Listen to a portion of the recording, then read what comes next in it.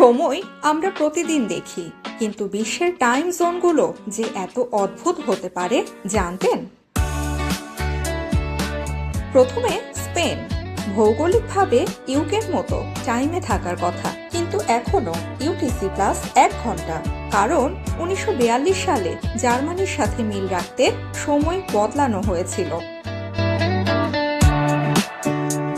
এবার Maldives, official সময় 1 হলেও অনেক রিসোর্ট নিজেদের মতো সময় বাড়িয়ে নেয়।